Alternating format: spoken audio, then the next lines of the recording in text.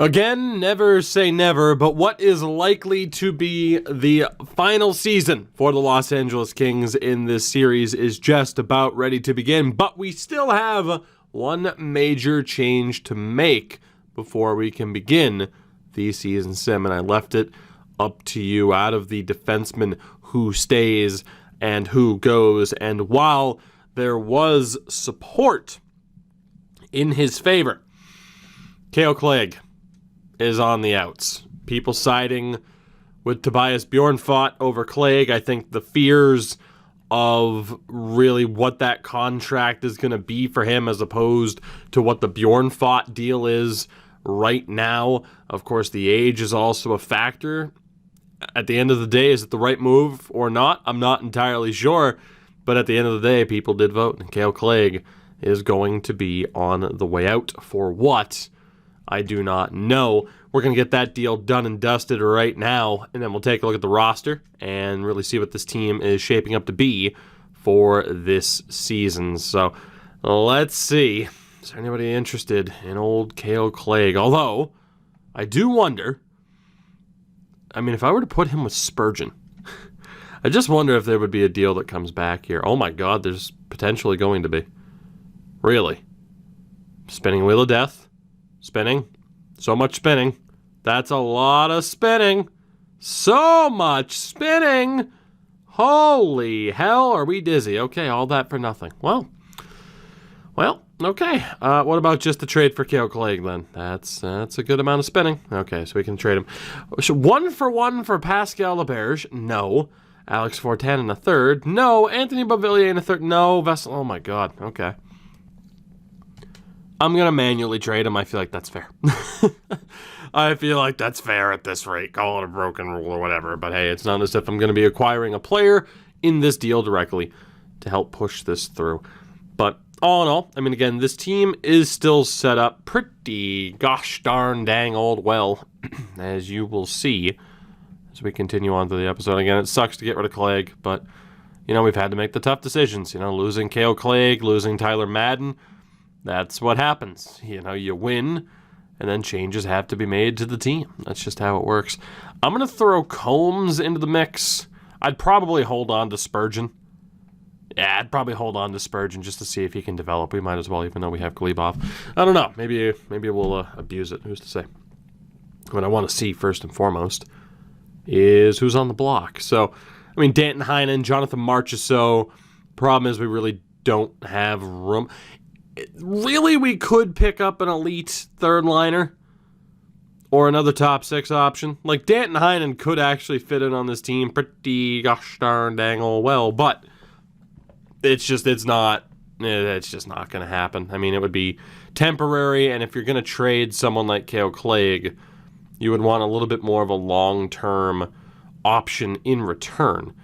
So someone like Gerard here would be a good one. Brendan Gerard would be a decent option. It's Gerard more than Gerard. Pickard's there as well. But yeah, Gerard's pretty good. Rikus, also not bad. Is this is your name James? No, Justin. Well, that's unfortunate. Buffalo, my son Nueve, of course. Right now in terms of prospects, 75 at 20 years old is one hell of a player to potentially pick up. Boy, Calgary, they really don't like holding on to their best players, do they? They really don't like it, no matter what franchise mode we're talking about. Natchez, Stelio, again, I'd love to pick up players like this. It's just not going to happen. Now, Clemens is there, who we, of course, traded to Chicago previously. That's an option.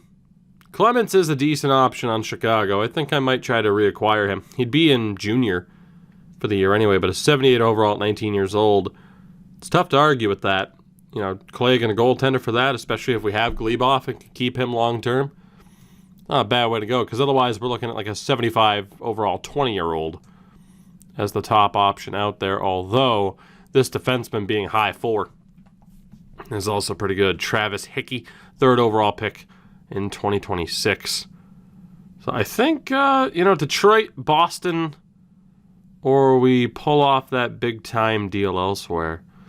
Ryan Paling and Nick Suzuki are on the block. Gabe Velarde, he just never really panned out for us. I mean, he did pan out for us, but of course, I say but we got rid of him at the right time because we ended up winning once he was gone. So just one of those guys where it's like with Jared Anderson-Dolan, it's like you kind of expect he's going to be around full time. 76 at 19, Lundin is better than the option on Boston. So if we can't get the dude from Chicago back or the guy from Detroit, Philadelphia, 76 at 19 is looking like the top option. Man, there are some teams who are just selling the farm right now. They are just ready to blow it up. That's crazy. 74 at 20. Okay, I think we have our top 3 options here. Chicago, Detroit, and whoever the hell that other team was that I've already forgotten. Which, I mean, in fairness, I think we can pull out these deals. So I'm honestly going to see if I can get Clements back. Now, Chicago would be over the cap. But obviously I can retain salary if need be. And I would look to do just that. So there's Spurgeon. So yeah, retain on Cale Clague because I can, again, afford to do so. And I can take somebody back in their deal as well. Because we do need minor leaguers for the AHL. Both in terms of forwards and defense. So just a look here. Who do you have? De Boer is a depth defenseman. This guy would be perfect. That's a decent amount of trade value, though. He's going to be tough to get. I mean, I can see why they're having cap issues. I can definitely see why they're having cap issues. That is not really all that surprising, is it? So there's Schlappick, who I can't really use. Avery Johnston. Looks like he could be good. I'd have to throw in Johnston and De Boer. And even then, it's not enough. So we're just not going to be able to work out that deal with Chicago. So we look to Detroit instead, as they had, it wasn't Terry. Let me sort by value. It was Hickey. Another potential young defenseman to grab. I could take Spurgeon off of the deal. I'd still have to add somebody to the deal. And if I'm not mistaken, I need at least one defenseman and one forward. So the lowest value dude. Someone preferably on an expiring deal. Johansson. Is this Albert Johansson? It is. He was a minor league top 2. That's perfect. I think I just saw. Was that Sean Walker? Hold on. Oh, 2-year deal. Never mind. Sorry, Sean. You're not coming back. And then forward-wise, Albin. Oh, God. I think it's like Groove, technically. It pisses me off. I remember looking up how to say his name, but then you just see it and you want to say Groovy? Groovy. I don't remember what it is, but damn it, I tried. Detroit would be over the cap. God damn it. I'm already retaining set. Wow, we might not be able to make this deal with Detroit either. Everyone's in cap hell right now. Fair play. Everybody is in cap hell right now. Right. 2 years left for Esa Lindell. Ugh. What is his deal? He's a top 6. I can't really even afford to use him. Severson? Still a top 6. Can't really afford him. McGinn. I mean, I could play Brock McGinn, but I don't want to be forced to play Brock McGinn. Or Curtis Hall. What about Amadio? We could bring back Mike Amadio. Although the fourth line, of course, with Wagner and Luff has been kind of torn apart. Even Sean Corrales made his way up to being a confirmed fourth liner, which is pretty cool for him. Then there was Severson, Wallinder. All right, Detroit's not going to work either. I mean, we tried, but these teams are just in cap hell right now, and it's just not happening. So that other player, I don't remember where the hell he was, but he was a better option than who was on Boston. And was it New Jersey? It was not New Jersey. Was it the Islanders? It was not. The Rangers? Nope. Ottawa? Nope. Philly. It was Philly. Lundin. There we go. And if we can't get him, we're going to Boston. If Philly would have too many skaters in the deal, that's fine. I can just hold on to Combs. Who cares? But it'd be over the cap, of course. It's to be expected. So hold on. Defense. I mean, you're paying Miro Heiskanen $11 million, so that sounds about right. Millman. Depth defenseman? Yes. Mason Millman could be perfect. And for the Well, no wonder why you're having cap trouble. Good God Almighty, that killed him. Tollefson. Hanu Tollefson would be perfect. Is that good enough for the cap? It is. So if we could acquire Clague, Lundin, and Millman, that would be great. If I can, avoid retaining some salary. Oh boy, this is going to be close. I want to retain as little salary as possible. Okay, it actually is going to work as it's supposed to. I mean, if this works, I'm good with it. I mean, the big piece there is Lundin, and I acquire the depth that I need instead of having to sign free agents. Just what happens if I tack this on as well? Philly, what do you say? Wow, they do that, huh? Just straight up. Shit. Just, just a safety net there. Wow. I am drastically underestimating Cale Clague's value, huh? Okay, the second is then too far off. That's crazy. I was really underestimating his value with the retained salary. Now, the thing is, again, we have 17,000 draft picks to go through. And I kind of do still want to go through this draft eventually because of all the picks. But we'll see. I do need to move on from some of them, of course. But then again, with all the 17,000 draft picks, I'm not allowed to make all of them anyway. As I am just going to slowly but surely see if I can get this to go through. Is this needlessly tedious? Yes. But think about what the return could be and how little all of those minor draft picks really mean to us. Okay, let's not do that then. So we're going to go for that first rounder, though. What about a first and a third next year? I mean, if they re-sign Clague, it's a hell of a deal. Sweeten it just a touch. Okay, so now we'll throw on all the sevenths. So again, we're trying to make it as fair as possible. So Cale Clague with retained salary for Lundin, 2 depth players, a first and a third, in a year where they're going to be going for it too. Just a bit low. Son of a bitch. 4 7th round picks, and it's still just a bit low. 6th rounder. Oh, my mother. My mother could not believe what she would be seeing right now. If she probably wasn't sleeping when I'm recording this. 2 6, 2 7s of Cale Clague for Lundin, a first, a third, Millman and Tollefson, Philadelphia. You got a done deal. It took 10 minutes to trade Cale Clague, but you know what? You do what you gotta do. So with that, let's get you a look at this team as Millman and Lundin will both be sent down. And then forward-wise, we're good to go. So let me show you the Los Angeles Kings for this year. Did I accidentally send someone down that I wasn't supposed to? Oh, it auto sent him down. Okay, that's what happened. That would explain it. Yeah, I was going to say, I knew we still had cap space. Why would you send my boy down? You weren't supposed to do that. Albrecht, get on back here. Get on back up here, buddy. Because you are going to get a chance to shine. I want to give you an opportunity to shine. And if you fail, well, then, hey, you failed. And we have other people like Cole Caulfield who can get the opportunity. But this is the team we are again going to run with Grundstrom, Turcotte, Genther, Savoy, Kapari, and Van Kadishin. Very excited for that top 6. The third line, though, we see Michael Albrecht, 22 years old, medium top 6'78", next to Jarrett Anderson-Dolan, our elite third liner, and Manny Ivani, the number 2 overall pick. Excited to see what he can do. And, of course, Van Kadishin, Kapari, and Savoy are all good to play on the second line. The only legitimate first liner that we still have is Dylan Genther. It's crazy.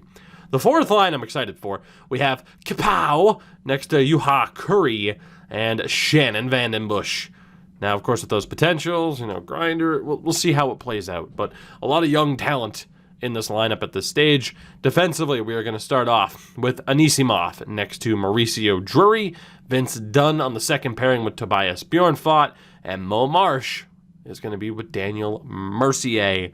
And, of course, in terms of healthy scratches, we have Brett Seney now and Marcus Phillips still there if need be over Mercier. Of course, the goaltender, you already know, it's Yuri Glebov back in the fold for at least this season. We're going to see how he does. Brandon Kalanos, the backup. So down in the AHL, we can now go best lines and simply double check that no one's a scratch, who we really don't want to be scratched. Of course, we have a lot. We'll bring in Nash, probably. Actually, he really hasn't gotten better over the past few years, so I still need to bring in another forward as a depth option. And then defensively, we have Bankston, Lundin, and Combs. Obviously, we don't want Bankston as a scratch. 25, 24. All right, so Matt Roy, we're going to have you take a seat for Bankston. And then Lundin will probably come in for Mason Millman, and we'll have those guys as healthy scratches. So, yeah, we do need to bring in a forward, preferably, of course, the goaltenders, Manderville and Twamainen. Yeah, it'd be Twamainen, I suppose. So that's really all we're going to do. Let's bring in another depth forward or two, and the rosters are set. Again, we'll see how it goes down. Still with that champion status, the cap pretty much right where we want it to be. Of course, what we gave up for Glebov, to make that happen as well. Wow, only Dryden Hunt wasn't looking for that much money. Not that I couldn't sign him to that. But I'm thinking, so Maverick Bourque is still an RFA, huh? I mean, the problem is he'd probably still be an RFA next year, too, so we'll just avoid that. So we are looking at Tara Hirose, the other Ryan O'Reilly, who I believe is also a Detroit prospect. Gignac, Alex True, Kayumov, Strome, Koivula, I can't really sign. Now, we had Duhaime on roster last year, did we not? I'm pretty sure we had Sanford last year, too. Unless I'm thinking of a different series. No, we did. Let's bring back Duhaime and Sanford, and it could be good for the sake of the morale in the AHL. And they'll be healthy scratches, and with that, we are good to go. So, just to take a look here as well, because I know I changed this. Whoa, that menu lag. Captaincy, of course, Turcotte, still the leader on this team. We have Savoy, and now Vince Dunn taking over for Cale. Clague, again, no need, I'd say, for goals of the season this year. Didn't really ask. We should be set, and we're ready to go. So let's start simming to the beginning of the regular season here. Sanford is back. Duhaime is back, and like I said, that should help out a little bit in the AHL, although we didn't get any alerts about that, so the mission may indeed have not been accomplished. There could be a problem with that. I'm just kidding. It's going to be fine. Don't worry about it. What there is a problem with, though, is, it's just go ahead and clear out the trade block so I don't get spammed with offers for the next 15 years, and we'll be okay. So we're going to sim to the regular season. We're going to see how this goes. Whether or not any moves have to be made, well, that really does depend on whether or not certain players hold up their end of the bargain and really make the most of their opportunity that they're being presented with. Oh my goodness, the menu lag right now. It is phenomenal. Phenomenal. I just wanted to sim to this game against Detroit. Thank you. To take a look here, we have a 97 rated offense, 91 defense, 84 in goal. So Detroit has a hell of an offense, but obviously we haven't beat elsewhere, which I'm pretty happy about.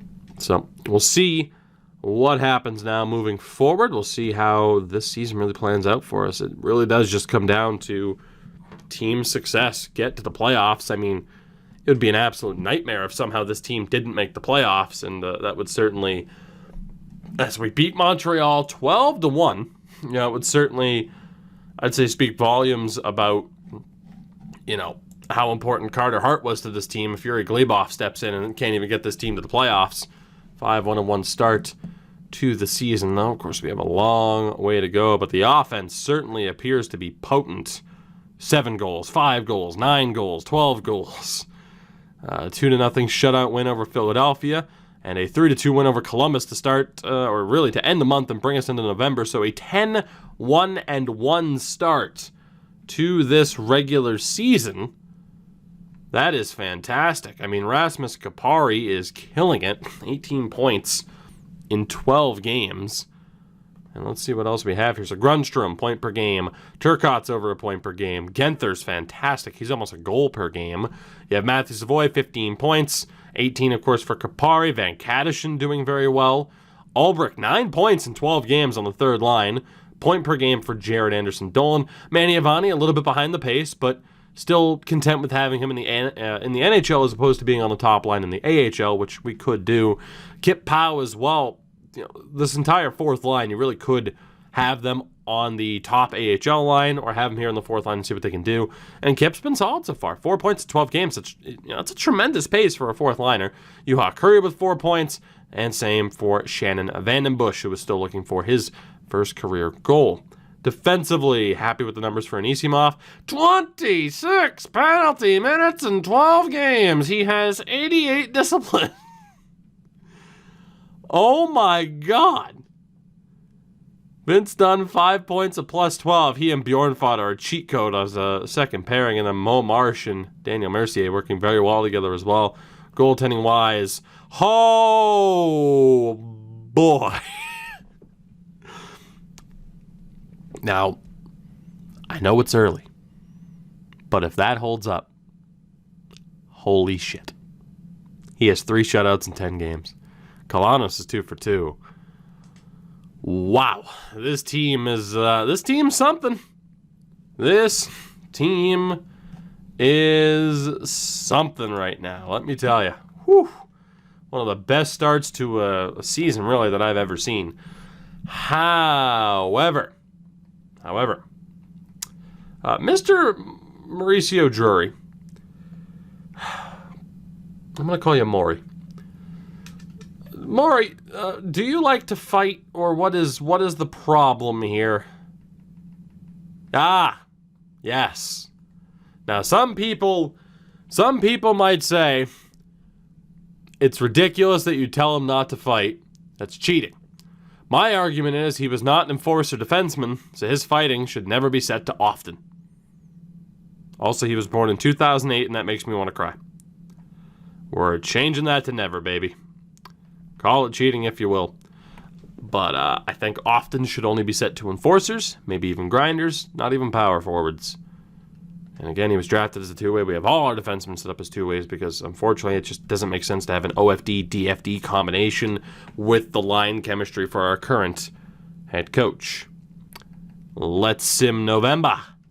Will it be one to remember? Time will tell. I certainly hope so. We start off by beating the Anaheim Ducks before getting destroyed by Nashville and losing to Calgary. So that sucks. And now Mo Marsh goes down for about 2 months with a concussion.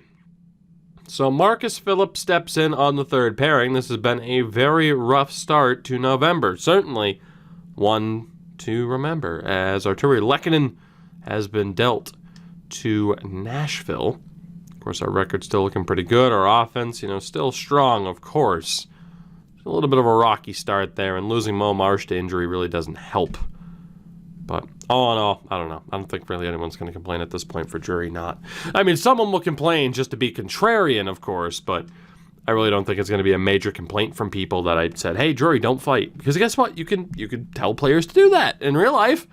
I mean, you can be a dumbass and tell the Sedins to block shots. I'm kidding. That wasn't John Tortorella being a dumbass. It's just, that was the... In fairness, that was the general manager that hired him being kind of dumb to be like, oh, let's get a defense-first coach, but our team's built around 2 of the best playmakers of all time. Good call.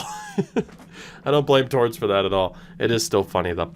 You know what else is funny? We have a 22-3-1 record through the opening 2 months of the season, one of the best starts to a season I can ever recall in a franchise mode on this channel.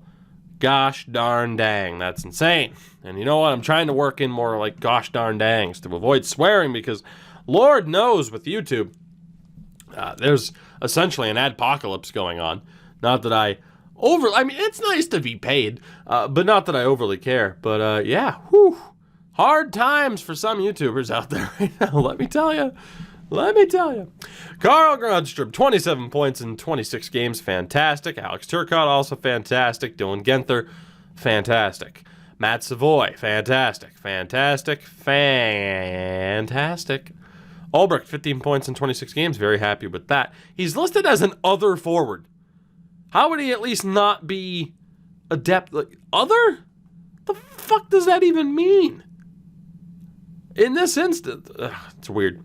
Jared Anderson-Dolan, a little bit quiet, but again, third liner, so I'm okay with it. Manny Avani, still not too bad. On the fourth line, Kapow, Juha Curry, and Shannon Vandenbush, looking pretty good. Defensively, Anisimov, good. Drury, good. Still taking a ton of penalties anyway. Vince Dunn and Toby, I mean, god damn, they're just a cheat code on the second pairing. And then Marcus Phillips, 2 assists in 10 games. He's a plus 10. Yeah, he and Daniel Mercier, who's already up to an 80. They work very well together. Glebe. Oh my god. Scoring's too high. Is it? Yuri disagrees because not much gets past him. Oh my god. Yeah, he was worth it. He might choke in the playoffs, but god damn it, he was worth it. It's like Pat Riley. We might not win it all, but at least he got us to the playoffs. Holy shit. Let's sim through December. Oh my god. Let's march on. This is just fabulous. How could I complain about this? Don't worry. I will find a way eventually to complain, I'm sure, but right now, I mean, this team is just ripping everybody to shreds. This is insanity. How much longer can this possibly last? Like, we are winning most of these games in convincing 33-1. My God. Marcus Phillips, though, goes down to a groin injury, so I'm actually not sure who will end up playing defense. It might be Senny. Nope, never mind. Mo Marsh. Oh, Mo is back just in time to benefit from that. Again, he was pretty good for the 16 games before he was injured. We lose to San Jose, although we do beat Vegas. I mean, San Jose, we did lose Phillips in that game. We lose to Arizona before beating Vegas for the second time in under a week. Marcus Phillips is back. We might have a decision to make there. 10-4 over Dallas. We beat Vegas for the third time in a week and a half before losing to Tampa to round out the year. We head into January at 34-6-1. Call it a hunch. I don't think we're going... Man, Vancouver is not that far behind. I don't think, and it's because of all the overtime losses, I don't think that we're going to have to make any changes at the deadline at this rate. I mean, this is just astounding. Manny Avani's up to an 82 already. I mean, Grundstrom, again, 43 points in 41 games. Turcotte's been fabulous. Dylan Genther has 31 goals in 41 games. Savoy's already hit the 30-30 club in 41 games. Kapari is tremendous. Rick Van Kadishin's great. Albrecht is tremendous, and I was really worried about him, but he's been just phenomenal. That's incredible. Jared Anderson-Dolan's been great. Avani, again, it's been a little bit quiet for him, but 15 points in 41 games. Yeah, I mean, he's on a 30-point pace. I'm not really complaining. Kapow looking great. He's already over 20 points. Curry's getting there, as is Vandenbush, now up to 3 goals on the year. Defensively, Anisimov, fantastic. Drury, fantastic. Dunn and Tobias Bjornfot, amazing. Mo Marsh and Daniel Mercier have been great. Glebov, that save percentage has dropped down to a 928 only. A measly 928. But Brandon Kalanos has proven to be a pretty damn good backup. And then Marcus Phillips, 19 games played. He was a plus 23 in 19 games played. That is hilarious. So we're going to keep moving on for the moment because, hey, what's the point? Like, we're good. We are set up right now. Unless, knock on wood, by the way, we run into a ton of injuries or just all of a sudden this team starts to fall off a cliff. We should be fine. But, I mean, again, I suppose it wouldn't hurt to look, but, looking through the lineup right there, where could you say we could improve? Like, overall-wise, sure, we could improve, but what's the point? I mean, Mo Marsh, there are some health concerns now in his ability to stay healthy, but for the most part, as Juha Curry's also going to go down to an injury, for the most part here, I mean, aside from, like, these slight incremental changes in terms of overall, there's really nothing to do. Manny Avani's up to an 80-5. I mean, we know Marcus Phillips is, like, the perfect depth defenseman. I mean, what, are we going to bring in a third? What actual third-pairing defenseman, top 6 role, is going to play better than Daniel Mercier because he's 1 or 2 overall points better? It's just not going to happen. He's been unbelievable. 10th overall in 2025. there's no changes to make. I mean, yeah, could we get a higher overall guy on the third line here? Sure. Michael Albrecht has 35 points. I was going to say 33 points, and that's not right. I mean, there's nothing to change here. There is nothing to change. And then again, you keep in mind AHL, Fogamo, Caulfield, Abramoff, Marchenko, Trevor Moore, Kajula, Kachuk. Like, we have everything we need. If someone struggles, we replace them. I mean, the rules of the series, we're never going to have like the highest overall players in the world on the fourth line, but we clearly don't need them. We have, 590 overall players at the moment? The entirety of the top line, Savoy and Kapari and Van Kadishin's very close to making it 6, and that's with the limitations of the series, and, of course, thanks to the morale system. Speaking of Cole Caulfield, he goes down to injury. We are at 40... Michael, your parents spelled your name wrong, so you deserve to be fired. 41, 7, and 2 as of February 1st. What is there to change? 84 points, 74 is the next highest, and unfortunately they're in our division, so God help us when we have to run into Vancouver. I mean, really, both sides are going to be hoping that someone does them a favor in the playoffs. Carl Grundstrom only 8 goals, but what a playmaker. He's almost an assist per game. I mean, still just fantastic numbers. Alex Turcotte is tremendous. Genther, again, I mean, the goal-scoring pace has slowed down a bit, but he's still phenomenal. Savoy's great. Kapari, I mean, the top 6 in general. You just can't beat it. And then again, the third line, Maniavani showing up as an 80 goddamn 5 right now. It's crazy. And then this fourth line, we are continuing the tradition of having a phenomenal fourth line. Like, these numbers from Vandenbush, Curry, and Kip Powell, all over a plus 20. It's ridiculous. And again, Anisimov, Mauricio Drury really rose to the occasion of being a top-pairing defenseman as a rookie. There is nothing to change here. We are just going to sim the rest of this season. The only thing I think you could possibly be concerned about is goaltending. But, I mean, who's to say that Manderville will mine and won't be good enough? And then we'd have to get somebody who's technically not even listed as a backup. And, at that point, we might as well just roll with who we have.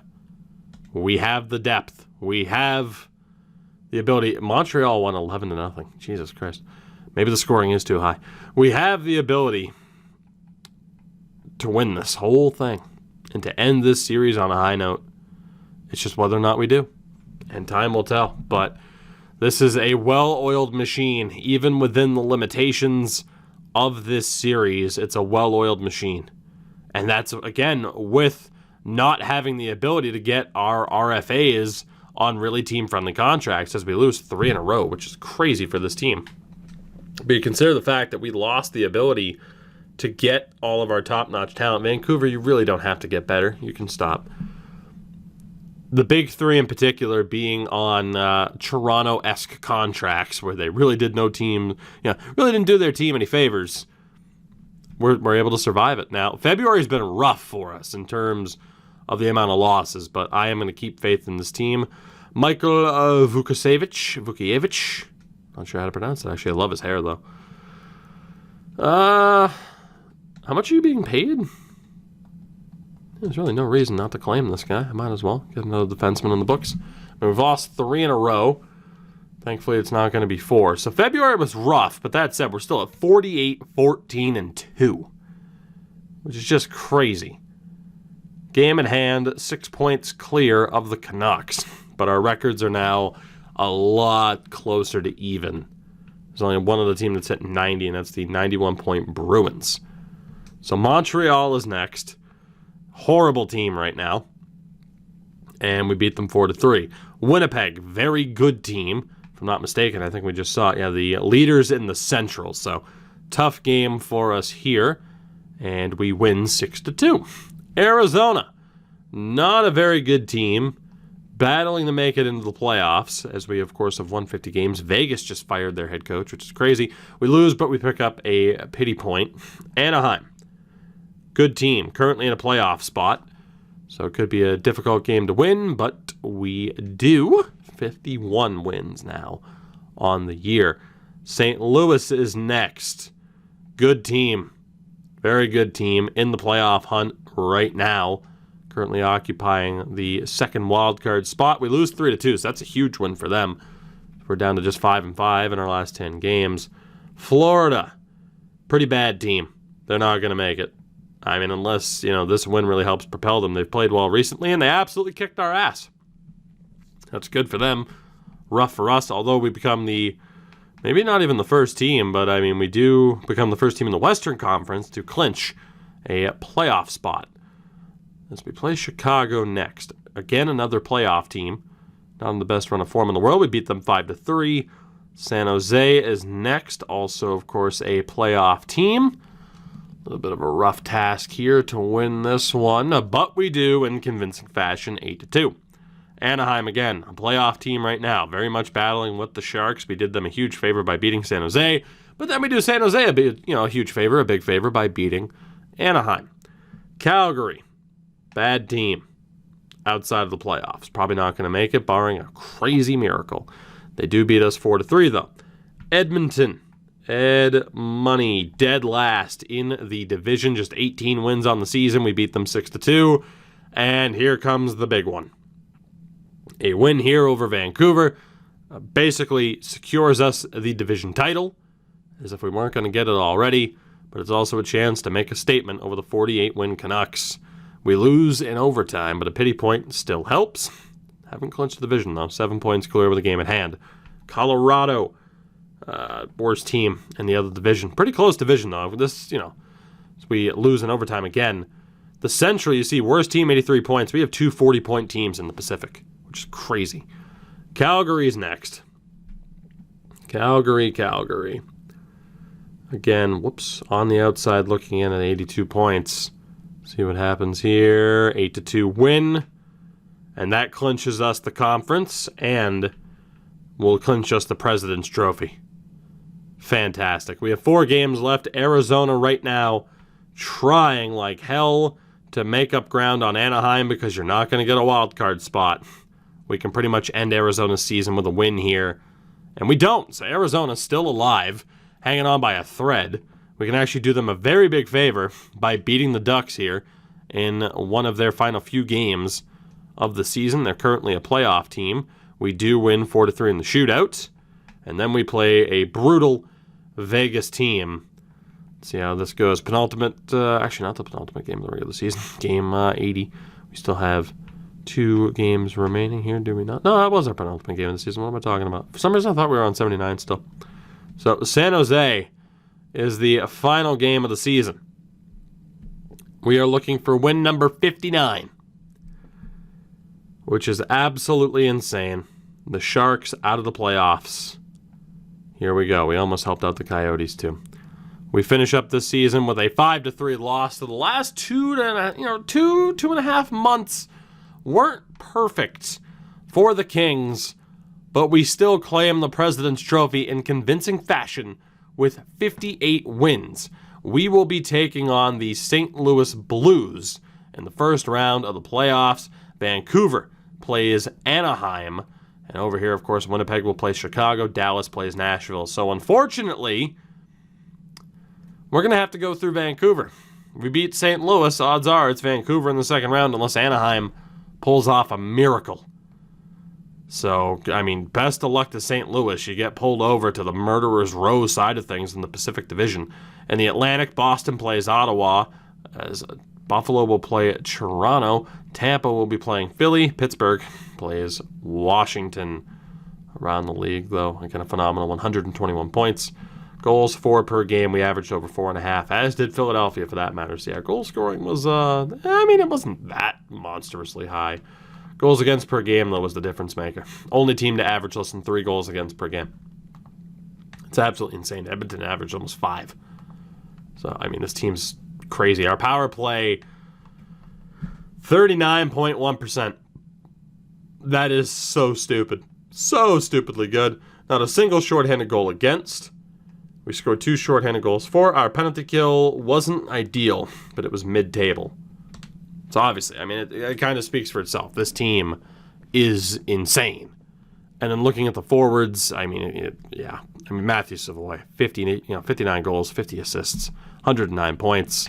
What a season for him. Worth every penny. It's a lot of pennies we're paying him, but worth every penny. An insane player.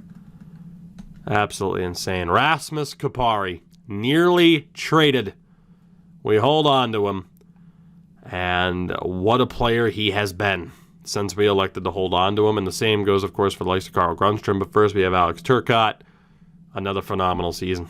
He has had 5 straight 94-point or more seasons for us here in LA. Our captain, for how much longer, who knows. Then we have Dylan Genther. I mean, a tremendous 95 points, significantly down from what he had last year, but that is extremely tough to replicate. Carl Grundstrom, another player who was nearly traded, held on to him, turned out to be the right call. 3 straight 91-point seasons or more. Or 91 or more point seasons, I suppose is how you would phrase it. Rick Van Kadishin, a tremendous return to the top 6, a career high in points and assist goals, though he had a 40-goal season a few years ago. Then Jared Anderson Dolan as well. A bit of a slow start to the season, still finished with 67 points. That is a new career high for him. Then Michael Albrecht might have a shot at Rookie of the Year. 52 points on that third line with a little bit of power play time. And he made the most of it. And, of course, you have Kip Powell, 25 goals on the fourth line without power play time.